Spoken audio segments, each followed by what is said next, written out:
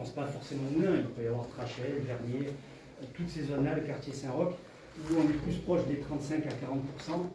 Donc, que je sache, je ne vis pas au Sud-Soudan ou au Bangladesh, je vis dans la 6e puissance au monde, et il y a un Français sur 4 aujourd'hui qui ne peut plus payer ses factures d'électricité. Faute à qui, à la rigueur, on s'en fout. Pour autant, ça fait plus d'1 an et demi qu'on demande un audit sur la déréglementation du système énergétique français, voulu par l'Union européenne, où les différents gouvernements successifs ont accouru pour se mettre aux normes. Heureusement que la majorité des électriciens et gaziers se sont mobilisés pour faire reculer tout cela, sauf qu'aujourd'hui on en revient. Et que cet audit permettrait justement de mettre en lumière cette précarité énergétique et l'explosion des prix. Parce que qui dit concurrence, comme ça a été vendu aux Français à l'époque, c'était de faire baisser ce poids énergétique sur les factures des Français et des Françaises. Sauf que au bout de 10 ans, c'est 70% d'augmentation pour le gaz et plus de 45% pour l'électricité. Donc l'audit nous semble nécessaire, quitte à ce que ça fasse sur les précédentes mandatures, en tout cas les précédents exécutifs, que ça puisse faire tache d'huile. À la rigueur, on s'en contrefout. Nous, ce qu'on voit, c'est qu'il y a des personnes de plus en plus pauvres aujourd'hui et qui ne peuvent plus se payer l'électricité ou le gaz. Et l'électricité aujourd'hui est bien évidemment un produit de première nécessité et on demande à juste titre que la TVA passe à 5,5 et non pas à 19,5. Nous demandons aussi l'exonération, parce qu'on est le seul pays en Europe où on taxe des taxes. La TVA taxe la CSPE. Il faut arrêter. Ça pèse énormément sur les ménages, sur les usagers. C'est une mesure qui doit être prise. Alors on en discute dans les travées du Parlement, mais on en voit. Il y a d'ailleurs M. Pauget, le député sur la circonscription d'Antibes, qui avait déposé un projet de loi. Aujourd'hui, on aimerait bien en voir un peu plus, en tout cas pas la CGT, mais les usagers. Ensuite, un petit tacle, permettez-moi quand même un petit tacle, Bérangère Abba. Alors, je me suis un peu renseigné sur Madame Abba. Elle a une licence dans le monde de la culture. Et Madame Abba se permet de donner des cours de science électrique, qui est une science exacte, en mentant à tous les usagers français, à tous les Français, en disant que le mix énergétique avec les éoliennes et le solaire permettra à la France d'atteindre l'autonomie énergétique. C'est un mensonge. C'est un mensonge. Comment on peut laisser dire une personne, une ministre, ou elle n'est peut-être pas ministre, mais secrétaire d'État, comment on peut laisser dire une chose, qu'on le dise à un comptoir de bar, qu'on le dise à un repas de Noël, mais qu'un secrétaire d'État se permette de dire quelque chose qui n'existe pas devant les millions de Français, mais nous, on dit une chose pareille dans l'entreprise, c'est la porte directe. Il ne faut pas avoir peur. Ceux qui ne connaissent pas bien leur leçon, ils dégagent. C'est pas normal que l'on mente encore aux Français. Elle s'est probablement très bien occupée de la carrière du groupe Trio, mais en termes électriques, elle est à 0 pointé. En tout cas, c'est la CGT qui le porte, et si elle doit faire son entretien annuel, on serait très heureux de pouvoir lui faire. Donc on a demandé depuis 1 an et demi cet audit, et aujourd'hui donc nous avons 2 exigences en plus, parce que comme on n'a pas été entendu, on passe à la vitesse supérieure.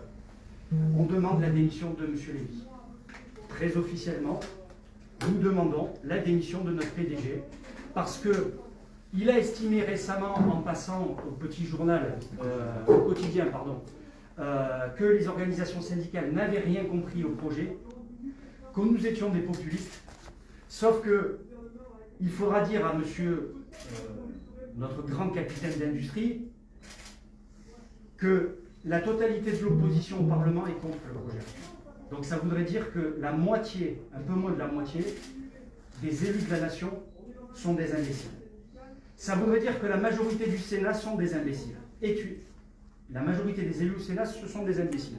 Ça voudrait dire que tous les maires de France sont des imbéciles. Parce qu'au travers de la FNCCR, vous avez dû recevoir un missile où la quasi-totalité des maires de France sont contre ce projet.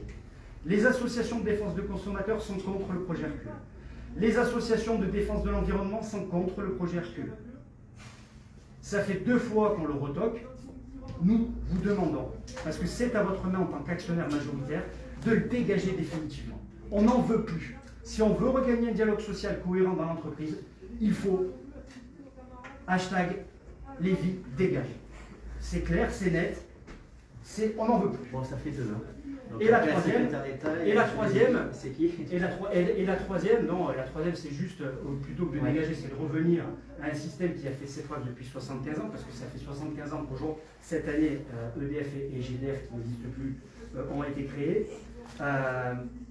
Nous demandons la transformation des entreprises en 2 éthiques, 100% publiques, et c'est la seule possibilité de répondre aux enjeux écologiques, de transition écologique, de transition énergétique, parce que c'est pas en donnant dans les mains du privé qui voudra une rentabilité à très court terme, qui voudra justement répondre aux enjeux écologiques et des salariés et des usagers.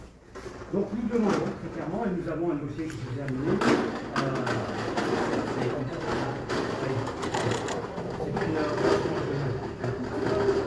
vous avez également 6e puissance au monde, et nous frôlons quasiment tous les week-ends le blackout. Merci à La République En Marche, merci d'avoir continué le vœu de François Hollande de fermer Fessenheim. Merci de maintenir à l'arrêt les centrales thermiques. Allez, il fallait rester, il y avait Le message, c'est oui, à de vraies entreprises publiques pour l'énergie.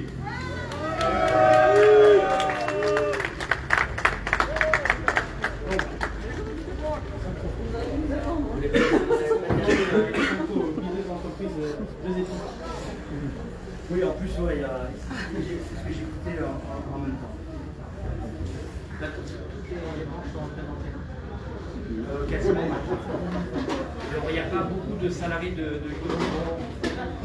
Ça s'explique par le fait qu'ils sont sur la reconstruction des centrales dans la vallée de la baie du Bitiné et Roya, qui sont en grève, mais donc tout ça pour revenir sur le fameux blackout.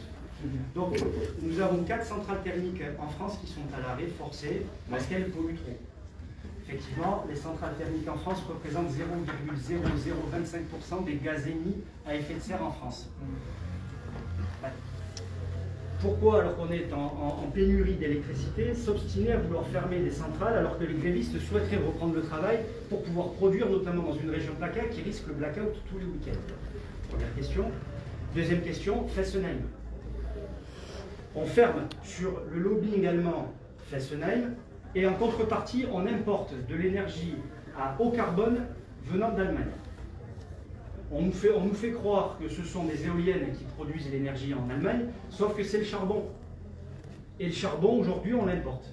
Parce que aujourd'hui, la France n'est plus autonome en énergie, et ça, ce n'est pas la faute aux électriciens et gaziers, mais c'est la faute à votre gouvernement. Ensuite, et je vais aller rapidement sur ce point-là, c'est vrai qu'en ce moment, on évoque beaucoup le projet Hercule. Mais dans la question du mix énergétique, qui devrait être cher à Madame Abba, qui n'a probablement rien compris à la situation, le gaz ne doit pas être concurrent de l'électricité. Le gaz est un parfait, dans le mix énergétique, est un complément parfait pour justement viser cette autonomie. Je ne prends que les mots de M. Macron le soir de son allocution au mois d'avril devant l'hôpital militaire de Colmar, de mémoire, où il prônait justement cette autonomie industrielle, l'autonomie de production des masques, des médicaments, mais aussi, nous on l'a entendu de cette manière-là, il y a un commissaire au plan qui a été mis en place.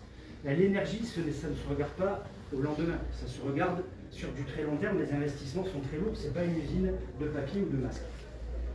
Et donc, le gaz, aujourd'hui, clairement dans la consommation en équivalent terawattheure, alors je sais que heureusement que Mme Abba n'est pas là parce qu'elle ne comprendrait rien du tout à ce que je veux vous dire. Vous n'allez peut-être pas partir en vacances avec elle. Voilà, c'est trop banqué, il n'y aura pas. Mais pour autant. D'accord, ok, non, mais je taquine parce que. Pour autant. Ça revient souvent. Oui, non, mais parce que les mensonges aux Français, ça va 5 minutes. Pour autant, le gaz en équivalent térawattheure, donc millions de kilowattheures, les térawattheures sont des millions de kilowattheures, pardon, on consomme en France 510 térawattheures en gaz. Et en électricité, on en consomme 440. Avec l'ARE 2020, qui va supprimer le chauffage au gaz, les chaudières gaz dans les appartements neufs, dans les constructions neuves individuelles à partir de cette année, et dans les logements collectifs à partir de 2024, le risque, selon nous, c'est que cette population qui n'aura plus accès à cette source de chaleur, celle qui aura les moyens, pourra avoir des moyens high-tech pour se chauffer. Mais les 15 millions ou les 16 millions de précaires énergétiques aujourd'hui, qu'est-ce qu'ils vont faire? Ils vont se ruer à Leroy Merlin, pour pas faire de pub, j'ai pas d'action à Leroy Merlin, pour acheter des chauffages électriques pas chers, qui ne sont pas du tout écologiques, ou les grille-pains, vous savez, qu'on avait avant. Alors qu'aujourd'hui, on est en difficulté pour pouvoir justement chauffer, produire, alimenter tous les foyers de France, et on prend cette décision qui est complètement à l'ouest. Vous êtes à l'ouest, complet. On ne peut pas prendre des décisions comme cela sur des questions de chauffage, sur des questions de cuisson, sur des questions d'éclairage, C'est le quotidien des Français qu'on va toucher. Et si je vous dis ça, aujourd'hui, on ne se bat pas pour nos salaires, on ne se bat pas pour nos emplois ou pour nos conditions de travail. On se bat véritablement pour un vrai service public qui a fait ses preuves. Et aujourd'hui, on veut continuer, on va faire rentrer du capital dans Enedis. Alors ça, c'est lumineux comme idée. Comme si demain, les investisseurs privés auront la même envie que l'État français que de rendre un service public il ne cherchera pas cela. Il ne cherchera pas cela. Et aujourd'hui, clairement, dans le département, on est très touché, on est en presqu'île énergétique. Donc, ça, c'est pas de votre fait, puisque ça fait des années qu'on le demande. Mais nous, ce qu'on demande clairement, c'est le retrait de l'ARE 2020, qu'on réfléchisse à un mix énergétique différemment. Des possibilités d'évolution, il y a la méthanisation. Au niveau du gaz, le gaz vert, il faut qu'on puisse le développer. On ne peut pas aujourd'hui se dire, on va laisser 13 millions de personnes qui étaient par exemple au chauffage de gaz, on va les laisser dans la nature. Ceux qui pourront avoir droit à de nouveaux outils de chauffage ne pourront pas se les payer demain. Et vous le savez très bien en tant que parlementaire, vous voyez au quotidien, il n'y a pas que de la jeunesse dorée dans le quartier. Il y a des gens désœuvrés, il y a des gens qui ne peuvent plus payer l'électricité ni pouvoir se manger correctement. Donc la question du gaz, clairement, le projet Clamadieu, là aussi loupé sur Suez entre les accords au gouvernement avec la CFDT, j'en passe. Il faut arrêter avec ces petits arrangements là. Les Français n'y comprennent plus rien.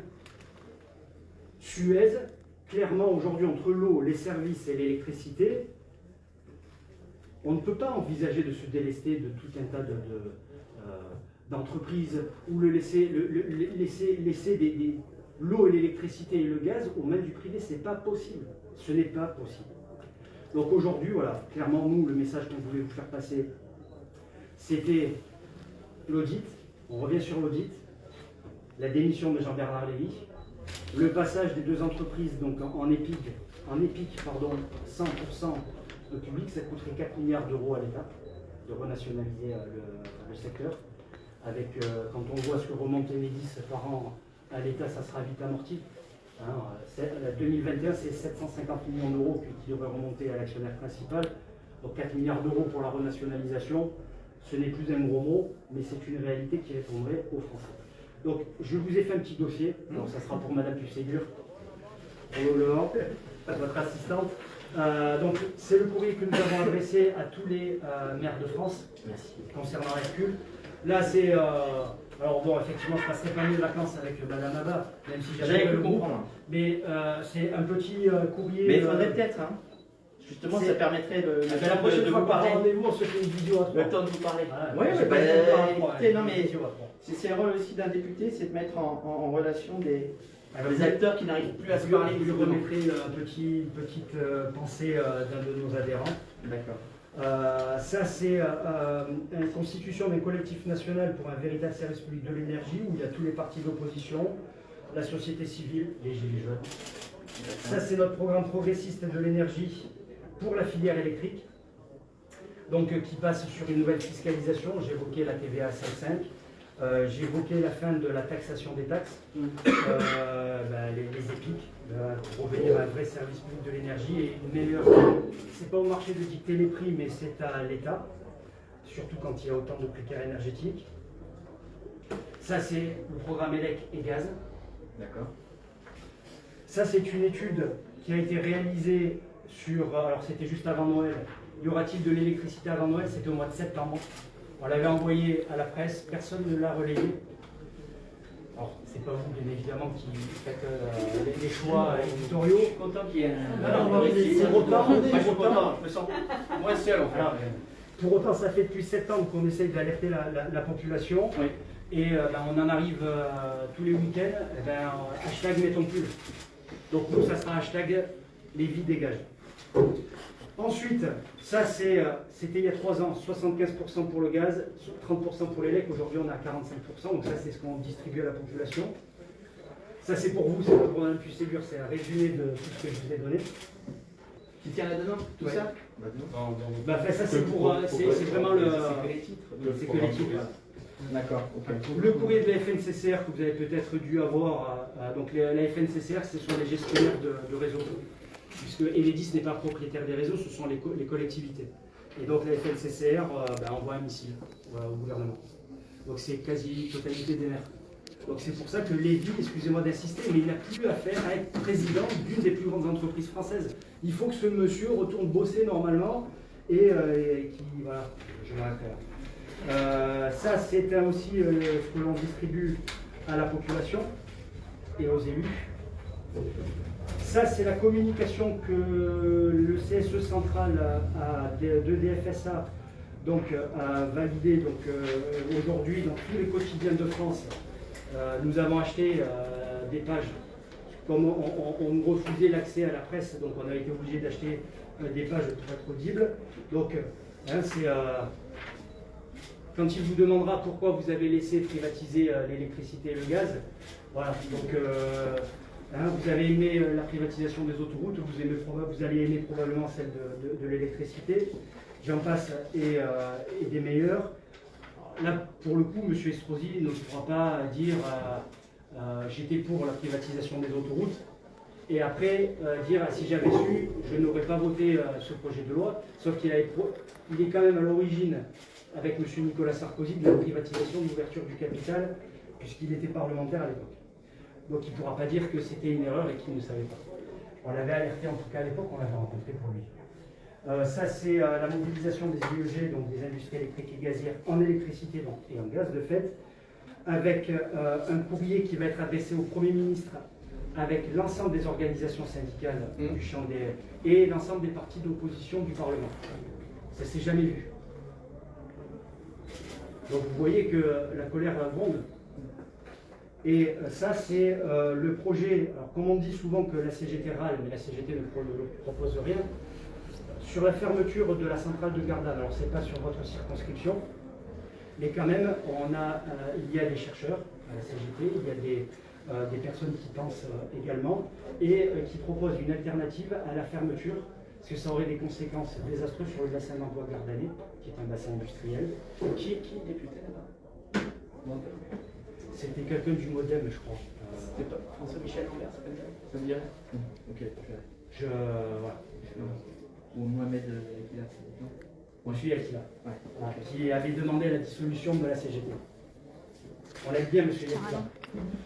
Bon, la CGT, aujourd'hui, elle est née en 1895. Celui qui arrivera à la dissoudre, il n'est pas encore né, à mon avis. Voilà, et ça, ce sont les préconisations, c'est un petit peu la reprise de ce que l'on distribue donc, à tous les usagers.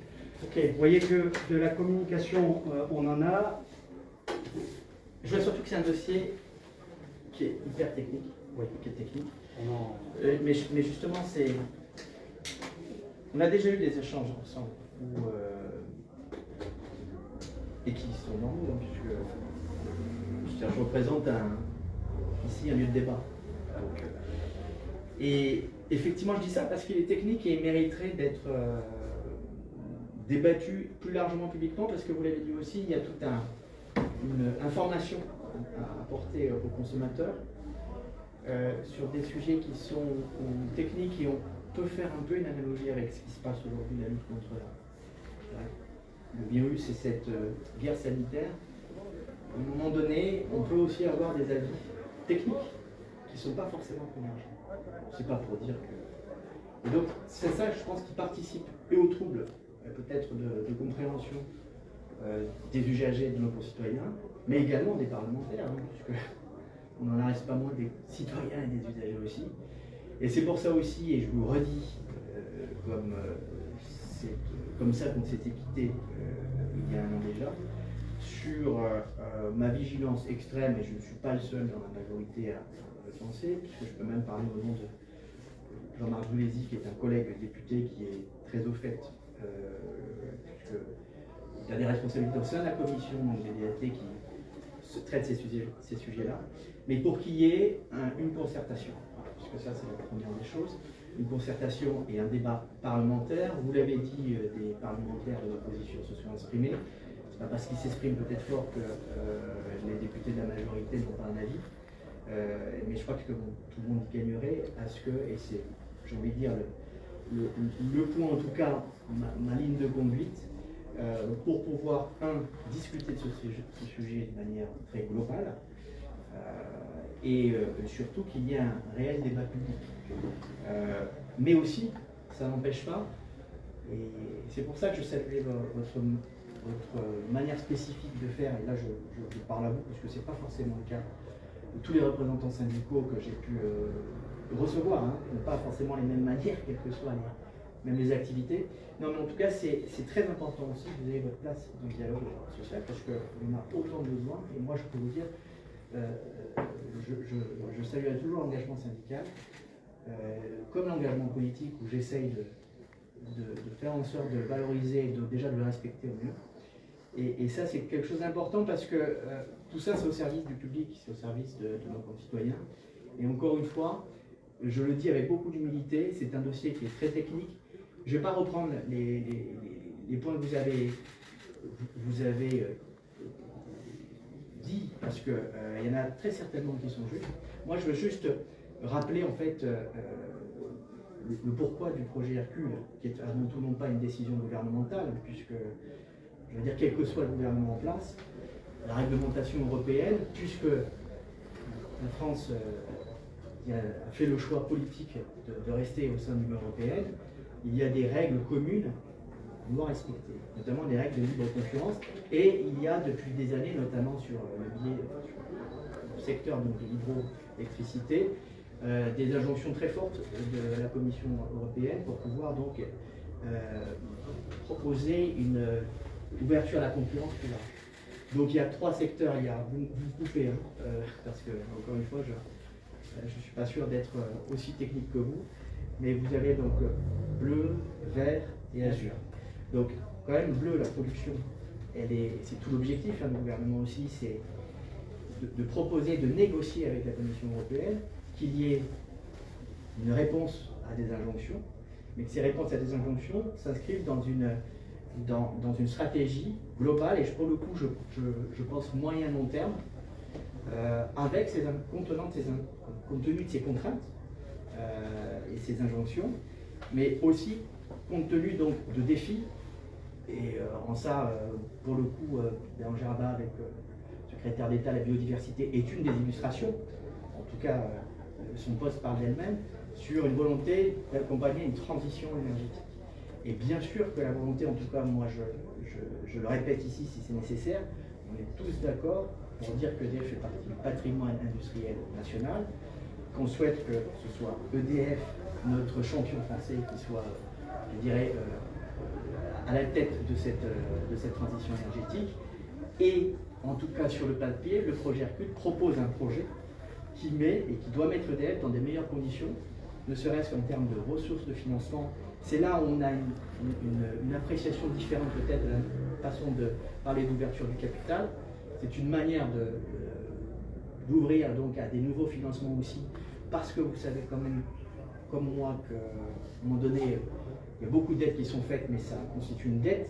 Donc il y a, je vais dire, une responsabilité qu'on peut avoir en tant que parent même en tant qu'élu, notre génération vis-à-vis de la planète qu'on va laisser à nos enfants, mais également de la dette financière qu'on va laisser.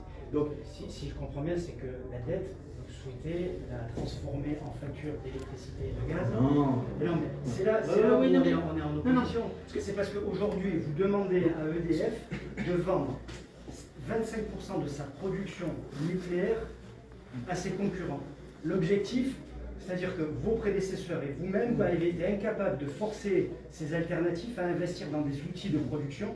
Ils se sont gavés. C'est-à-dire que ce sont tous les Français qui ont payé les centrales nucléaires, le réseau électrique, le réseau de distribution, et les autres, ils arrivent, ils se servent. Alors quand c'est au-dessus du prix du marché, on se sert chez EDF à 42 € le mégawattheure, et quand c'est moins cher, EDF continue à produire à perte, et on va acheter...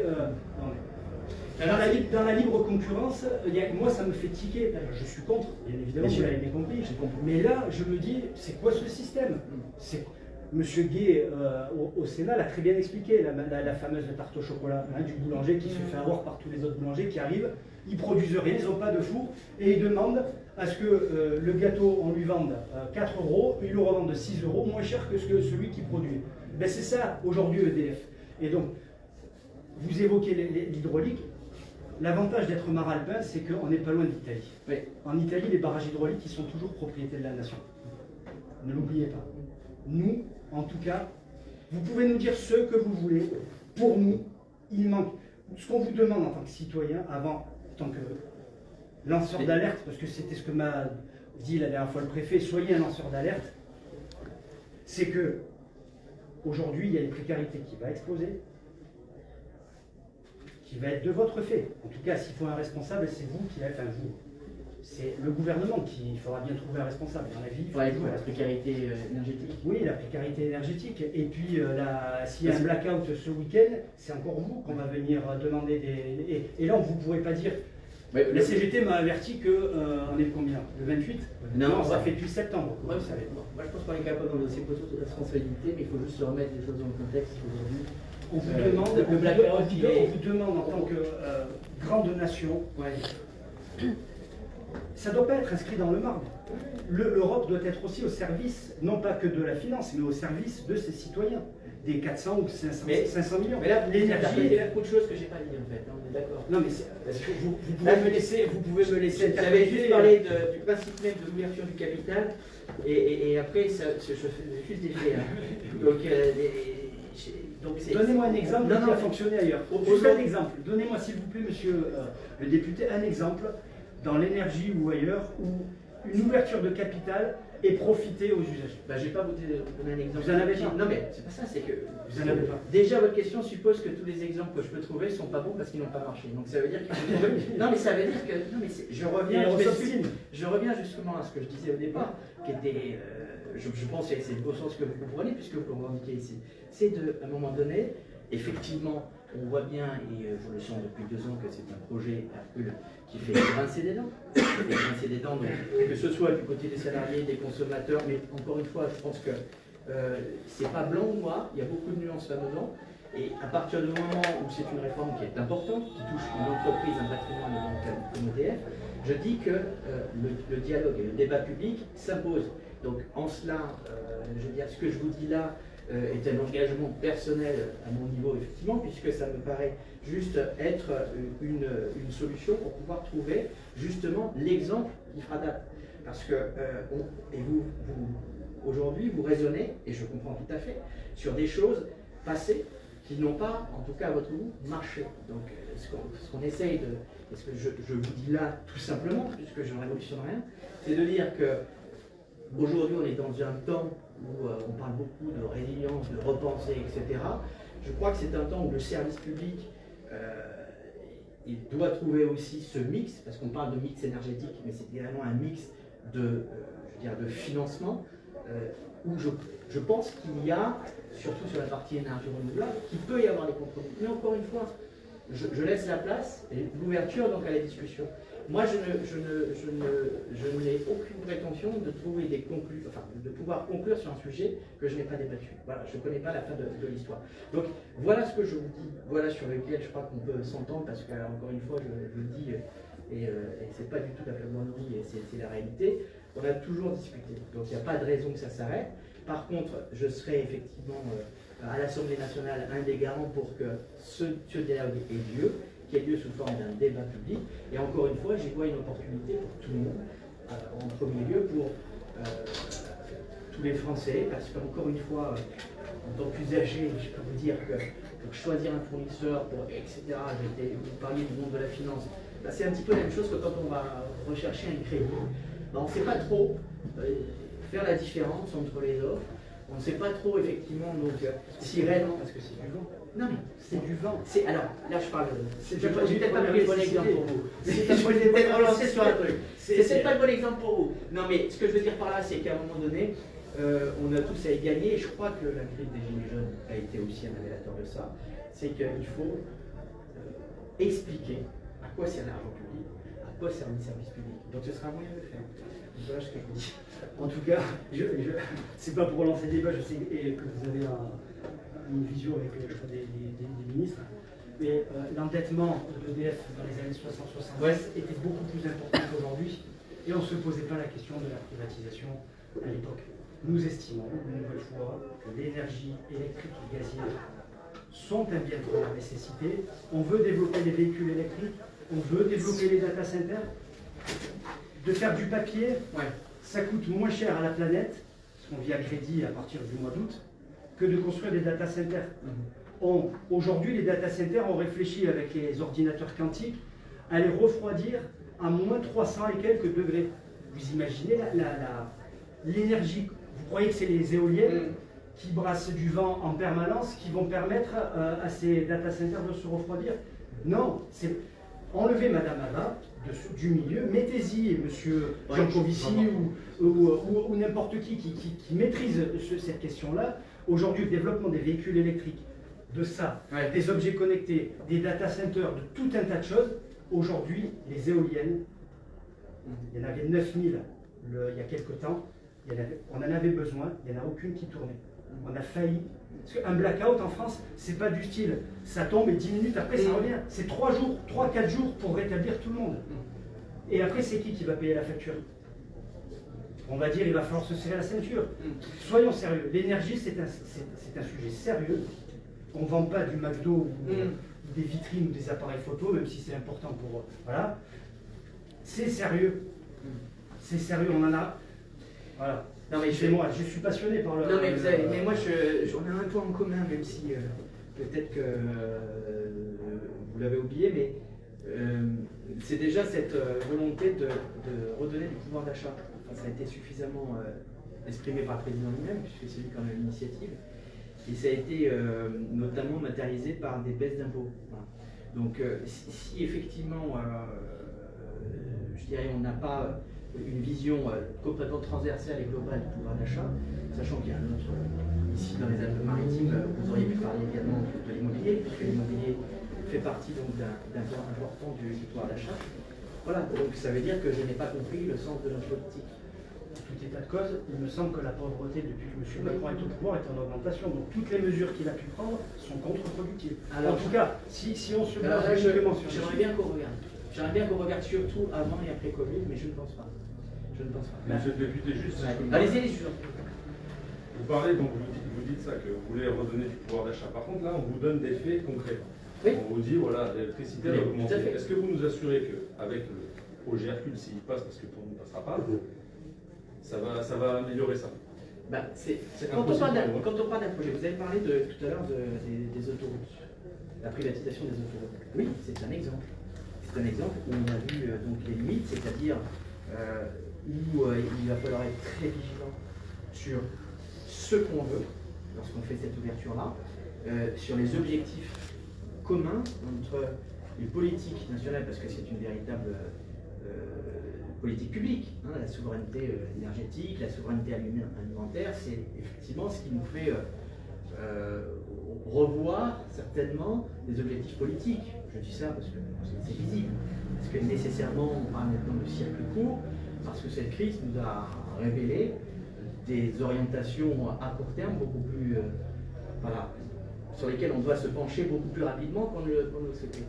Donc, évidemment que quand on parle de projet, le projet, c'est de savoir est-ce que ce projet-là répond à des objectifs. Donc, c'est pour ça que ce débat public est important, pour savoir quels sont très clairement les objectifs.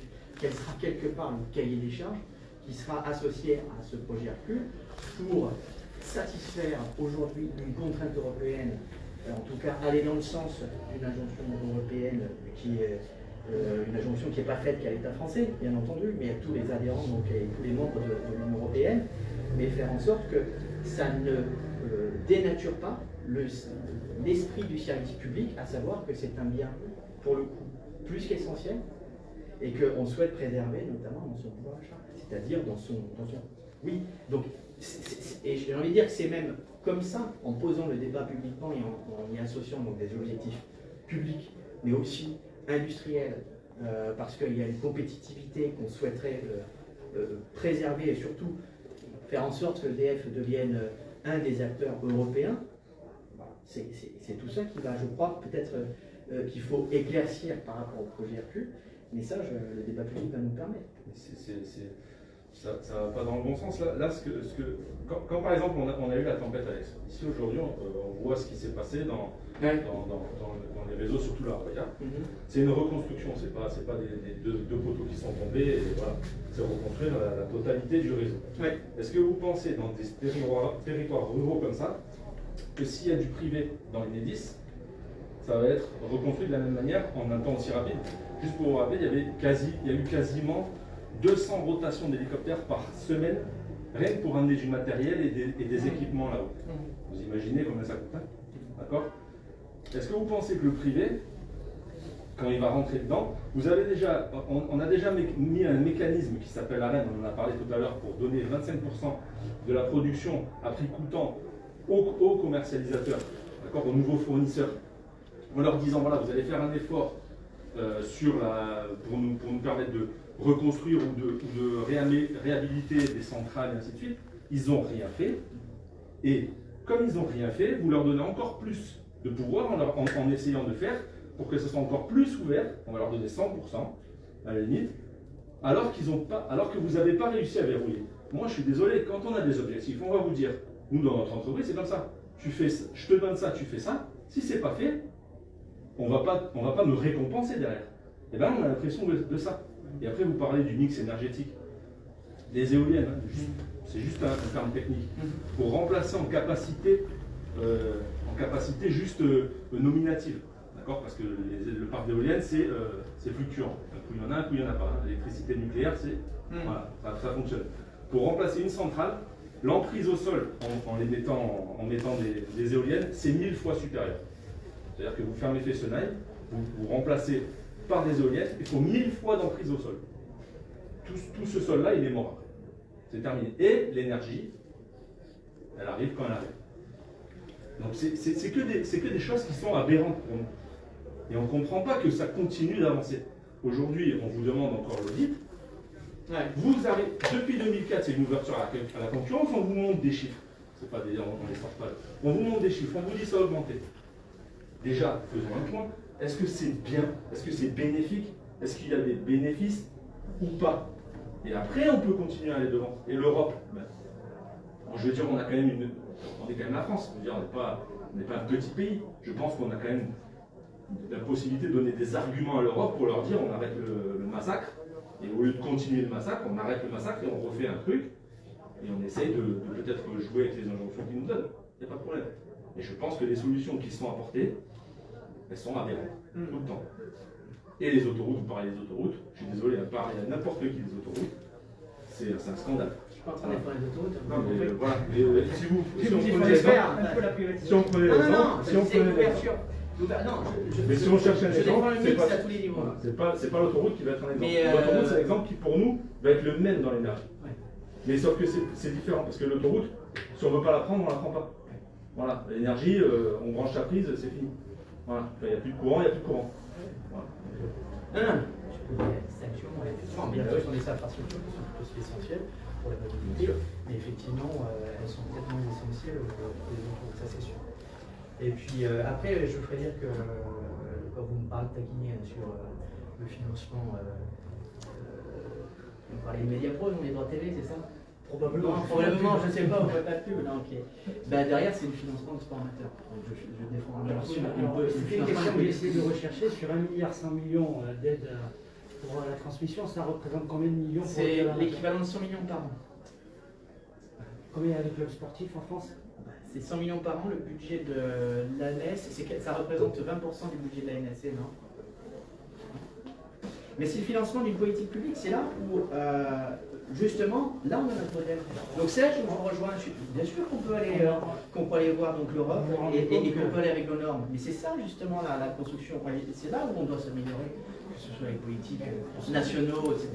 Qui est une vraie négociation sur des modèles. C'est-à-dire qu'on y aille non pas en ne proposant rien, mais en proposant effectivement quelque chose qui corresponde avant tout à un modèle qui est réfléchi chez nous.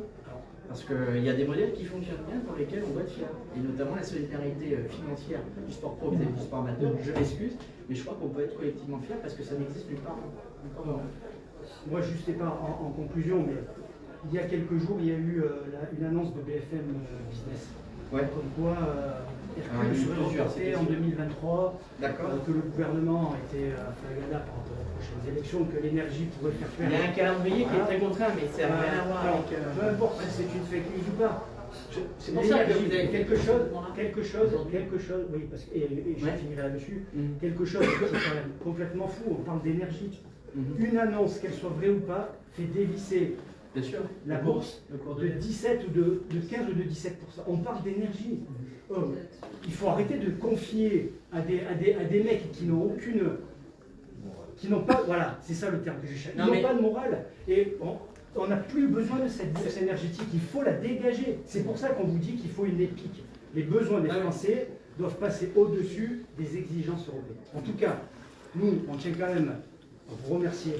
Parce que avec Madame Puy-Ségur, j'avais bien senti qu'il y avait quelques craintes et qui peuvent être légitimes. Parce qu'on n'a pas toujours. C'est elle qui est en première ligne à chaque fois. Hein, c'est pour ça c'est pour ça que c'est avant tout avec elle que je regarde. J'ai voulu la rassurer parce que on a. En plus, il nous regarde. On a de très bonnes relations avec le renseignement territorial. Et donc, il est hors de question que. Puis en plus, vous êtes un élu de la République. C'est-à-dire, on ne s'est pas rencontré au bar où on était en confrontation d'idées. Donc, vous êtes un élu. Et donc, on n'était pas au popis, c'est nous ça. J'y étais pas. Nous sommes, même si nous ne sommes pas d'accord sur de nombreux dossiers, vous êtes un élu. Et que, par conséquent, on vous doit le respect. Et puis en plus de cela, ça paraît tellement normal. Donc, on a voulu construire les choses avec la gendarmerie, avec la police. La préfecture a été informée très rapidement, vendredi dernier. Nous, ce qu'on veut, c'est gagner l'opinion, le débat. Donc, vous avez rencontré le préfet ? Alors, sur vos conseils, j'avais rencontré monsieur le préfet à la reconstruction et je me suis fait 2 préfets en même temps. Et de Xavier Pelletier aussi, donc. Et Xavier Pelletier, et monsieur Gonzalez. Okay. Donc, oui, on est resté du temps ensemble. On a apporté nos propositions. Effectivement, il y en a beaucoup d'un point de vue énergétique dans les vallées pour la reconstruction. Donc, ils les ont transmis, je suppose, donc au ministère concerné, Barbara Pompili. J'espère que vous n'en avez pas parlé. Pardon ? Pourquoi vous n'en avez pas parlé, Barbara ? Alors, parce qu'elle est auditionnée enfin le 4 février, jour où on appelle la CGT à un rassemblement national. D'accord. Également, le 10. J'espère que ce sera le dernier jour de Jean-Bernard Lévy à la tête de DF et que vous dégagerez qui passe devant la commission parlementaire. Et le 11, monsieur le maire qui passe également au Parlement. Donc voilà, ce sont des journées où on va appeler. Voilà, donc encore une fois, merci. Juste un point vite fait sur le gaz. Là, il a annoncé 3,5% d'augmentation pour les usagers. Et quand on sait qu'entre 2016 et 2019, sous forme de prime d'émission ou de dividendes, GRDF a remonté à sa maison mère, donc c'est prime d'émission et dividendes, de 3 milliards d'euros net pour la maison mère MG. On en parlait tout à l'heure, ça coûtait 4 milliards d'euros. 4 milliards d'euros de renationaliser, etc. Là, juste ces 3 milliards d'euros sur 4 ans, et GRDF, c'est petit, comparé à l'UNIS et les salariats. Si on ajoute Enedis, tout ça, on y est largement. Donc l'argent y est. Il faut juste les mettre là pour les Français, pour les usagers, pour l'État français, pour nous. Là, c'est Alors, on n'avait pas parlé du chèque énergie. donc il y a 3,5%. On peut parler de 3,5% d'augmentation. Non, mais je comprends pourquoi. Parce que, et je veux dire, ça reste quand même une réponse à un problème pour lequel donc, la solution elle s'inscrit dans le long terme, puisque ce dont on parle là, et ça doit être l'objectif, bien sûr. Enfin, je vous l'ai dit politiquement, et je vois effectivement peu d'élus qui soient pour augmenter la précarité énergétique. Donc, ça veut dire par là que ça doit être effectivement le point pris en compte en termes de service public minimum dans ce projet RQ. Mais le chèque énergétique, malgré tout, est une réponse à court terme. Mais ça reste une réponse. Oui, mais il faudrait ne pas avoir besoin de chèque énergétique. C'est ça que vous en train de dire, on est 3,5% le prix du gaz quand même. On parlait de pouvoir d'achat tout à l'heure, on ne les voit pas les actions. On les voit pas. L'année dernière, GRDF a fait un gain de 500 millions d'euros uniquement parce qu'ils ont voté en Assemblée générale, ils ont voté le prolongement des raccordements gaz. Les raccordements gaz, ils sont passés de 50 à 100 ans au niveau de la durée de vie. 500 millions d'euros sont rentrés dans les caisses. Alors attention, ouais, elles sont rentrées. D'ailleurs, ça fait une prime de participation énorme, enfin, au niveau de GRDF. Je suis d'accord, elles sont quand même un peu restées. Quand elles sortent. Mais l'année prochaine, elles vont sortir. L'année prochaine, elles vont sortir. Elles ne seront pas dans les poches de l'État. Et encore moins dans les poches des salariés. Sinon, ils s'endetteront, ils prendront un billet sur les marchés pour monter. On verra combien ils vont remonter cette année déjà fait. à Engie.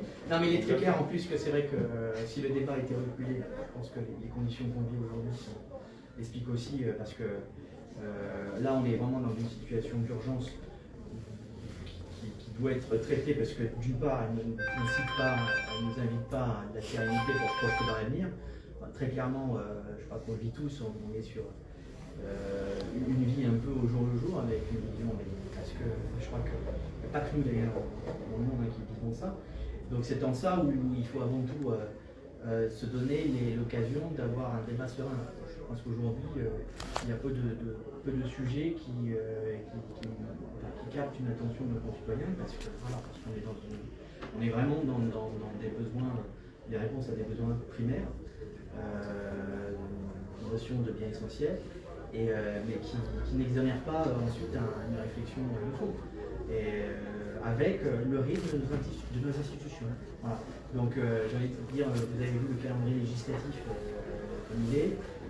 On parlait du sport, on va essayer de passer peut-être une petite loi sport, mais elle sera un marqueur, mais peut-être pas suffisamment ambitieuse comme on le souhaitait, mais c'est pas grave. Donc tout ça pour dire qu'effectivement on est tous contraints dans au même titre que n'importe quelle entreprise, n'importe quel salarié, n'importe quelle entreprise publique ou privée, dans une perspective. Donc c'est pour ça que je pense que c'est plutôt une bonne décision, mais qu'il faut que je me fasse confirmer, puisque je n'ai pas les mêmes échos que vous, sur ce décalage du débat des projets RQ.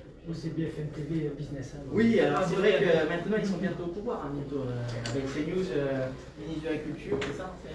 Écoutez, c'est vous qui l'avez dit. Mais je n'ai rien dit, c'est à la presse. Non, moi ce qui m'intéresse, c'est surtout que c'était pas donc une source ministérielle. Oui, d'accord. Okay. C'est pas Madame Abba qui me l'a soufflé. Bon, Madame Abba, il va falloir quand même que je vous la présente à un moment donné. Vous avez eu un échange avec eux, non mais avec elle non. Avec elle ou même votre probablement nationalement. Probablement nationalement. Non. Bon, Barbara Pompili, en tout cas, sera amenée à revenir dans les Alpes-Maritimes pour les raisons que